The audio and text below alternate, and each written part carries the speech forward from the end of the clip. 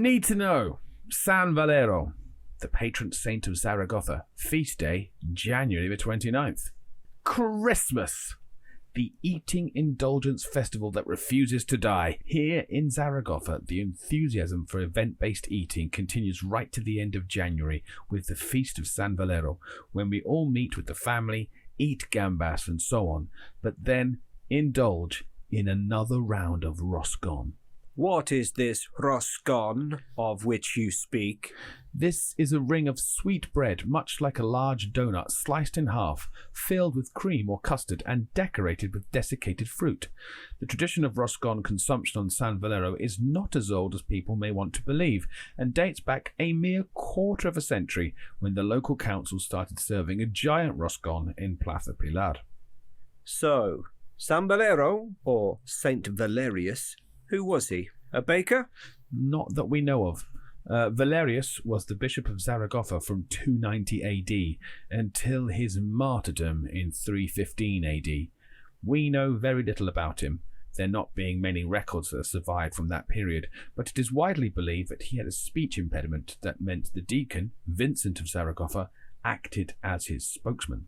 What do we know about him? Both men were imprisoned by Roman Emperor Diocletian, who persecuted Christians in a variety of unpleasant and foul ways. Sorry, who?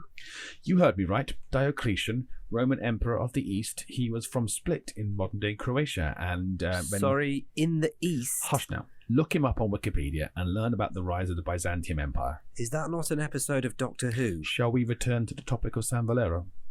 So, Vincent, remember him? He was martyred in Valencia, but Valerius was exiled to Ennet, near Barbastro, but is recorded as being present at the Council of Elvira around 306. Okay, hang on.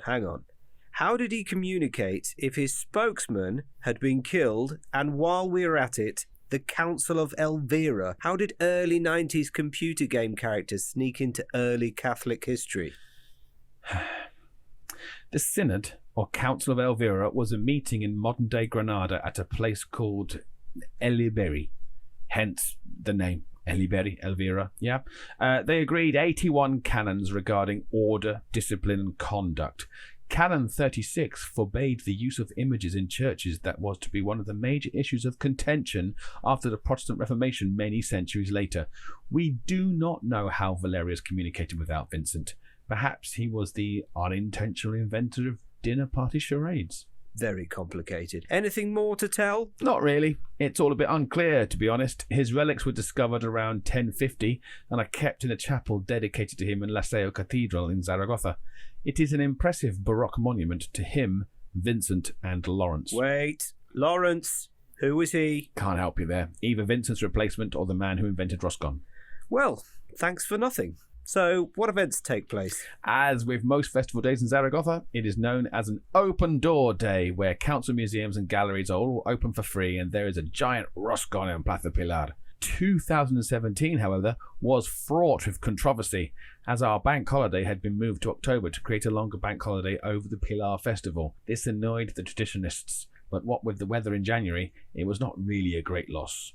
San Valero Rosconero y Ventalero, as they say here in Zaragoza. Sorry, come again? It's San Valero Rosconero y Ventolero. San Valerius for roscon makers and those who enjoy a lot of wind or something like that. No. Not that nonsense. They stole our bank holiday. Yeah, sorry to be the bearer of bad news, but we had to get out of bed on Monday back in 2017. Valerius must be turning in his grave. Not really. Why not? He's not in a grave. Well, glad that is all so much clearer.